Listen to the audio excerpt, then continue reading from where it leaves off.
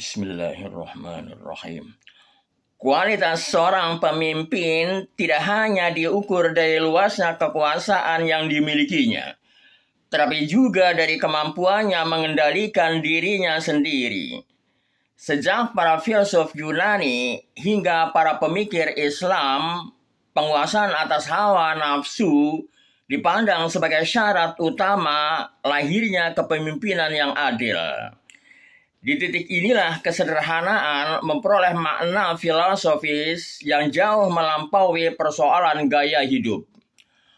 Banyak orang melihat adanya kemiripan moral antara Gus Dur dan sejumlah pemimpin tinggi Iran, seperti Imam Khomeini maupun Ayatullah Ali Khamenei, terutama dalam citra hidup sederhana, kedekatan dengan rakyat, dan sikap yang tidak menjadikan kemewahan sebagai simbol kekuasaan.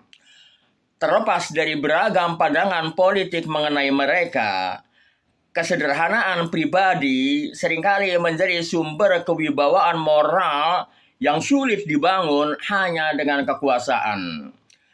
Gagasan ini sejalan dengan tradisi Islam. Ibnu Miskawi menegaskan, Afdhalun nasi mammalaka nafsahu indal ghadabi wasyahwati. Manusia yang paling utama ialah orang yang mampu menguasai dirinya ketika marah dan ketika dikuasai syahwat. Imam Al-Ghazali juga menekankan pentingnya pengendalian diri sebagai dasar lahirnya kebijaksanaan. Mammalaka syahwatahu wa ghadabahu dhaharat fihi al-hikmatu wal adlu. Barang siapa mampu mengendalikan syahwat dan amarahnya, niscaya akan tampak dalam dirinya kebijaksanaan dan keadilan. Gagasan yang sama mendapat penegasan kuat dari filsuf muslim kontemporer Muhammad Naqib dalam bukunya Islam and Secularism. The loss of adab inevitably leads to the rise of leaders who are not qualified for true leadership. Hilangnya adab pada akhirnya akan melahirkan para pemimpin yang sesungguhnya tidak memenuhi syarat untuk memimpin. Pemikir muslim kontemporer Ismail Raji Al-Faruqi juga dalam bukunya At-Tauhid, Its Implication for Thought and Life mengingatkan, no revival of the ummah is possible without the revival of moral commitment and intellectual integrity. Kebangkitan umat tidak mungkin terwujud tanpa kebangkitan komitmen moral dan integritas intelektual. Demikian pula Syed Hussein Nasr dalam bukunya Knowledge and the Sacred menegaskan pentingnya dimensi spiritual dalam kehidupan publik. A society that forgets the sacred ultimately forgets justice.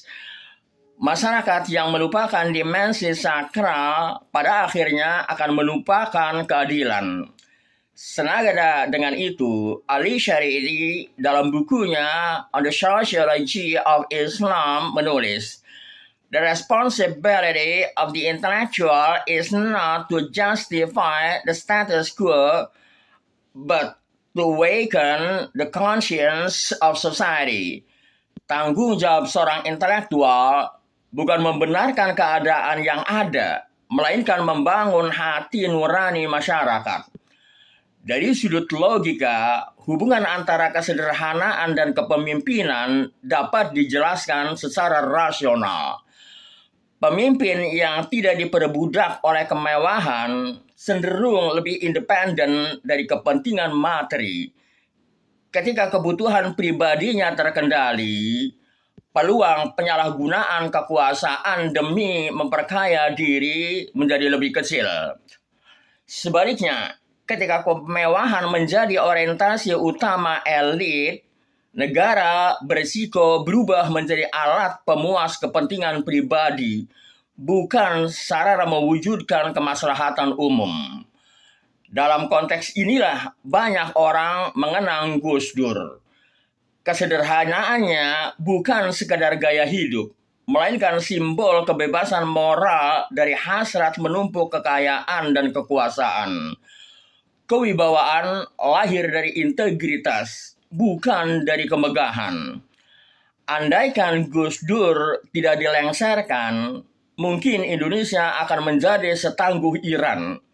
Sebuah pernyataan yang lebih tepat dipahami sebagai sebuah refleksi filosofis atau hipotesis politik. Namun, di balik hipotesis itu tersimpan pelajaran penting. Karakter pribadi seorang pemimpin dapat memengaruhi budaya politik, etos birokrasi, bahkan arah peradaban suatu bangsa. Pada akhirnya, pelajaran terbesar dari Gus Dur maupun para pemimpin Iran yang dikenal hidup sederhana bukanlah meniru sistem politik negara tertentu, melainkan membangun etika kepemimpinan yang berlandaskan ilmu, adab, integritas, dan pengendalian diri. Sebab hanya mereka yang mampu menguasai dirinya sendiri yang memiliki landasan moral untuk mengemban amanah memimpin orang lain. Wallahu a'lam bishawab.